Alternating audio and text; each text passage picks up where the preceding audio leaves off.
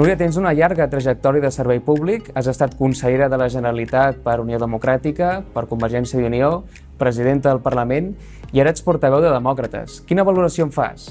No puc fer-la d'una altra manera que positiva, perquè per mi treballar per la nostra administració i pel nostre país ha estat el millor que m'ha pogut passar. I pràcticament els 30 anys de carrera política que he fet, les he fet o bé en el govern o bé en el Parlament. I acabar sent la presidenta del Parlament per mi va ser el millor final que em podia esperar. I especialment, d'aquests darrers 5 anys, quina valoració en fas? Doncs per mi ha estat un canvi molt important en el que jo entenia com a política. Jo vaig estar molts anys, pràcticament 30, en un altre partit, en Unió Democràtica. I cada vegada ho veia pitjor. No m'agradava ni el sistema, ni les maneres, ni els mètodes, ni tampoc els que manaven en aquell moment o dirigien el partit. Per això van trencar. Demòcrates va néixer sent radicalment democràtic. Va néixer, sobretot, per la independència de Catalunya.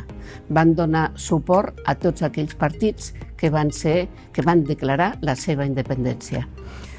Jo soc de Demòcrates perquè és un partit noble, un partit lliure, un partit que deixa que les persones facin el que els hi sembli segons la seva responsabilitat i no mana ningú.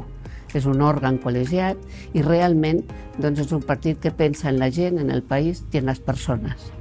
Jo me'n vaig anar d'un partit molt antic, un partit que tenia més de 80 anys de vida, Unió Democràtica de Catalunya.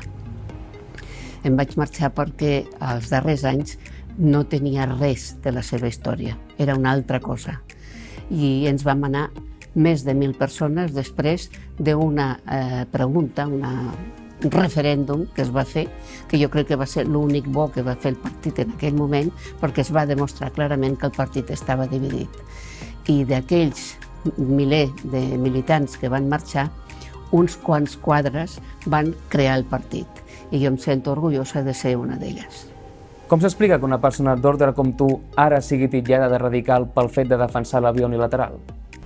Home, jo els entenc el que diguin això, perquè m'han vist sempre una persona sèria, una persona d'ordre, però clar, jo en aquell moment i durant molts anys he ocupat càrrecs públics que tenia l'obligació de portar-me seriosament.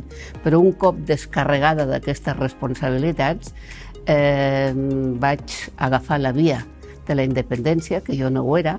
Des de fa 10 anys soc independentista i el partit en el qual hi soc, que és Demòcrates, és un partit que sempre ha estat radicalment democràtic, que sempre ha defensat la independència i que, per tant, era el camí que jo vaig escollir. Si alguns no ho entenen, doncs potser que entenguin que la meva trajectòria era una cosa, però quan jo he deixat de tenir obligacions he pogut fer allò que també m'agradava. I per què ets a Demòcrates, un projecte polític nou? Què el diferencia dels altres partits polítics? Per això, perquè és nou. És nou en tots els sentits. És un partit que és com si no fos un partit entès com tradicionalment els hem entès. És un partit on et sents lliure. Pots dir el que penses. Ningú et diu per on has d'anar ni el que has de fer. Tu has de ser responsable. És un partit que pensa en les persones, que pensa en el país, que pensa en el bé comú i que treballa per això. I és un partit que en aquests moments i des de fa 5 anys treballa per aconseguir la independència de Catalunya. I el dia 1 d'octubre per mi va ser un canvi de paradigma i va ser l'inici de realment buscar aquesta independència. Creus que hi ha massa simbolisme a la política catalana? Sí, massa, i és una llàstima. Massa perquè s'ha perdut el nord. I ara molts partits i molts representants de partits el que fan són gestos. I es pensen que amb aquest gest la gent se'ls creurà. I no se n'adonen que ja fa bastant temps la gent no és tonta. La gent es mira amb lupa què diuen els polítics, què fan els polítics, què diuen els diputats, què fa el govern, què fa el president del Parlament, i segons què ja els hi sembla que és una presa de pèl. A mi no m'agrada el simbolisme. M'agrada per unes altres coses, però no per la política. Què en penses de la inhabilitació del president Torra? Per mi és una ignomínia. Crec que és absolutament injust, pitjor que injust. Aquests tribunals no fan justícia. Aquests tribunals haurien de fer justícia i el que fan és política, però política de la mala. Política que no respon a una realitat. No entenen el que és Catalunya, només entenen sobre la unitat d'Espanya. I crec que és, el que he dit, una ignomínia i s'hauria de respondre en contundència. Com a última pregunta, què creus que li falta a l'independentisme per assolir la seva meta de ser un estat independent? Li falta un full de ruta clar. Un full de ruta que en la mesura del possible fos el més ampli en el món independentista. Dic segurament una utopia, perquè mai hem aconseguit que tots els independentistes anem junts.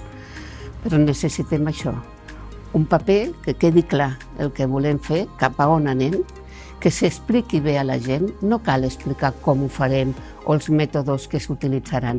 El que sí cal és dir arribarem, i partint de l'1 d'octubre. Tot el que ha passat després de l'1 d'octubre no és un gran exemple ni un bon exemple, però l'1 d'octubre va ser el millor que va poder fer aquest país en els darrers 40 anys. Per tant, és necessari això, unitat i capacitat de ser generosos.